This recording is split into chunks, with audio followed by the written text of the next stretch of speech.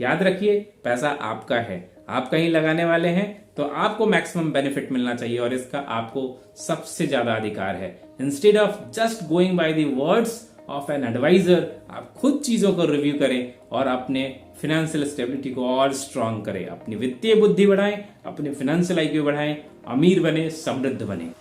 जब banking and finance से related कोई स्कीम्स आपके सामने आती है तो कई बार आप कंफ्यूज हो जाते हो कि ये स्कीम एक्चुअली सही स्कीम है कि नहीं और इस स्कीम को लिया जाए या नहीं लिया जाए। तो इस कंफ्यूजन को दूर करने के लिए मैं लेके आया हूं आपके लिए आज का वीडियो। जी हाँ, अगले 8 मिनट में 8 टिप्स हम बात करेंगे जिन चीजों को आप ध्यान रख के हर स्कीम को रिव्यू कर सकते हैं और समझ सकते हैं कि एक्चुअल में ये स्कीम आपके लिए सही है या नहीं है, और अगर सही है तो वो आपको किस प्रकार से बेनिफिट करने वाली है। तो चलिए इस वीडियो को फटाफट शुरू करते हैं। किसी भी स्कीम को जानने से पहले सबसे पहला टिप नंबर 1 ये है कि आप डेटा को कोलेक्ट करें। डेटा कोलेक्ट करने का मतलब ये है कि मान लीजिए कि आपको एक्स बैंक ने कॉल किया है और वो आपको स्कीम बता रहे हैं। अब वो स्कीम को समझने से पहले आप वाई बैंक, जेड बैंक, ए बैंक, बी बैंक, सी बैंक यानी कि कुछ और 4-5 डिफरेंट बैंक के सिमिलर टाइप के आप स्कीम्स की डिटेल भी मंगवा लें। अब आप ये कैसे करेंगे? आपको एक बैंक से ऑलरेडी डिटेल मिल गई है, आप उनसे भी रिक्वेस्ट कर सकते हैं कि आप मुझे कंपेयरिंग डेटा दिखाइए with other banks. But at the same time इस बात की क्या गारंटी कि वो बिल्कुल सही दिखाएंगे? तो आपको खुद भी अपने सोर्सेज के थ्रू, आप जिन लोगों को जानते हैं बैंकिंग एंड फाइनेंस में, उनके थ्रू आप कुछ डिफरेंट बैंक के डिटेल मंगवा सकते हैं। या फिर सबसे आसान तरीका है आज के डेट में गूगल बाबा का हेल्प लेना। जी हाँ, गूगल पे सब कुछ अवेलेबल है। बैंक की वेबसाइट पे जाएं और वहां पे जाकर सिमिलर टाइप की स्कीम्स को सर्च करें और डेटा को कोलेक्ट करें। अब बात करते हैं पॉइंट नंबर 2 में। पॉइंट नंबर 2 सजेस्ट करता है कि जो डेटा आपको मिला है उसका सोर्स की रिलायबिलिटी को पहले वैलिडेट कर ले। जी हाँ, अगर आपने खुद ही रिसर्च किया है बैंक की वेबसाइट पे जाके तब तो कोई प्रॉब्लम ही नहीं है, और अगर आपको किसी ने ये पिच किया है, किसी ने आपको सजेस्ट किया है, तो उसको एक बार डेटा को वैलिडेट कर ले कि ये डेटा कितना सही है, ये स्कीम कितनी सही है और इसमें कोई ऐसी चीज तो नहीं है जो आपसे ढकी छुपाई गई है। अब ढकी छुपाई गई वाली चीजों को कैसे वैलिडेट करेंगे? इसका एक सिंपल सा तरीका होता है। आप इंस्टेड ऑफ आस्किंग दिस कि क्या क्या इसमें कवर है, आप ये पूछे क्या क्या कवर नहीं है। तो जब आप क्या क्या कवर नहीं है पूछ लेंगे ना, तो उनको डिटेल से बताना पड़ेगा और वैसे कंडीशंस में आप ऑटोमेटिकली जान जाएंगे कि क्या क्या कवर है।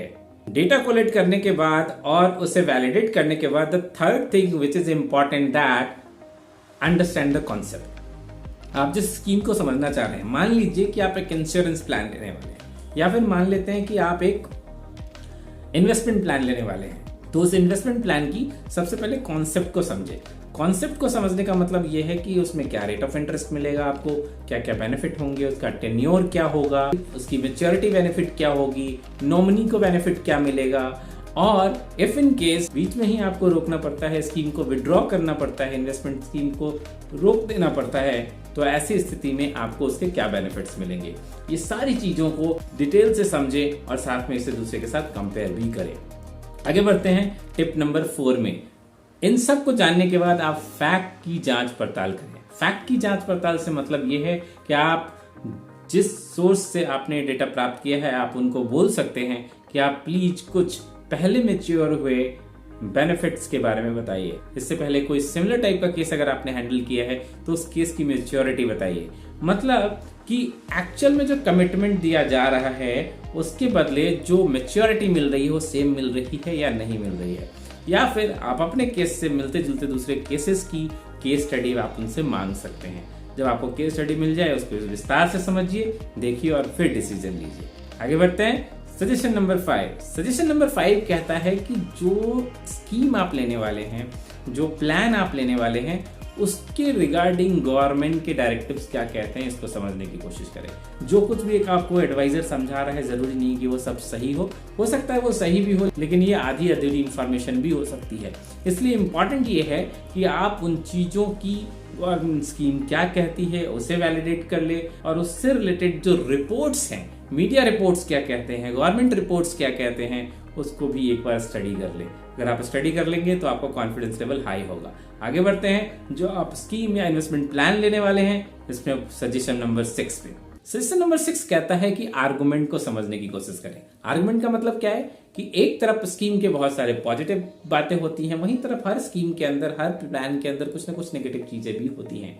आप उसको कंपेयर करें। आप इसे कैसे जान सकते हैं? हालांकि आजकल सोशल मीडिया पे बहुत सारी चीजें अवेलेबल हैं जो आप फ्री में सर्च करके जान सकते हैं। तो आप गूगल सर्च कर सकते हैं, यूट्यूब पे सर्च कर सकते हैं, इन सब प्लेटफॉर्म पे सर्च कर सकते हैं। इसके अलावा बैंक की खुद की वेबसाइट पे जाके उसे सर्च कर सकते हैं और सर्च करने के बाद इस बार चेक करना है कि ये जो स्कीम है उसके अगेंस्ट में कितने लोग कमेंट लिख रहे हैं और उसके फॉर में कितने लोग कमेंट लिख रहे हैं। यानी कि जैसे कि कोई कंटेंट का रिव्यू होता है, बहुत सारे लोग पॉजिटिव कमेंट देते हैं, बहुत सारे लोग नेगेटिव कमेंट देते हैं।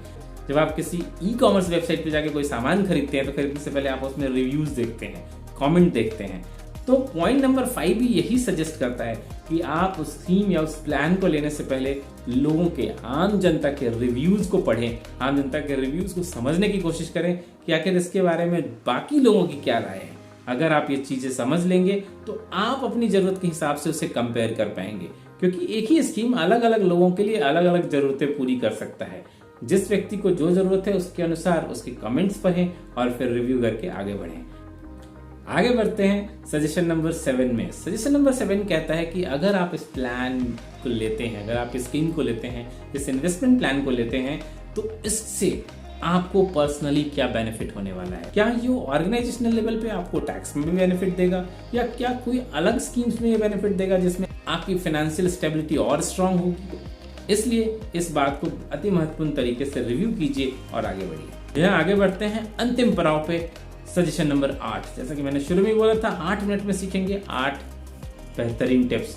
8वां टिप्स कहता है ये सारी चीजें, सारे तथ्य जो आपने रिव्यू करे, ये सारे कंटेंट जो आपने देखे, आपने रिव्यूज देखे, इन सबको कंपेयर कीजिए with other schemes and plans. हमने पहले जो रिव्यू एंड कंपैरिजन की बात करी थी वो थी सिमिलर टाइप ऑफ स्कीम्स की। अभी मैं बात कर रहा हूँ different type of schemes and plan. इस स्कीम एंड प्लान को दूसरे स्कीम एंड प्लान से कंपेयर कीजिए और तय कीजिए किस में आपको ज्यादा बेनिफिट हो रहा है। याद रखिए, पैसा आपका है, आप कहीं लगाने वाले हैं तो आपको मैक्सिमम बेनिफिट मिलना चाहिए और इसका आपको सबसे ज्यादा अधिकार है। Instead of just going by the words of an adviser, आप खुद चीजों को रिव्यू करें और अपने फाइनेंशियल स्टेबिलिटी को और स्ट्रांग करें, अपनी वित्तीय बुद्धि बढ़ाएं, अपने फाइनेंशियल आईक्यू बढ़ाएं, अमीर बने, समृद्ध बने। ऐसे ही लेके आता रहूंगा आपके लिए और भी बेहतरीन वीडियो। तब तक के लिए आपके लिए मैं अगला वीडियो लेके आऊं। तब तक के लिए आपको नमस्कार, जय हिंद।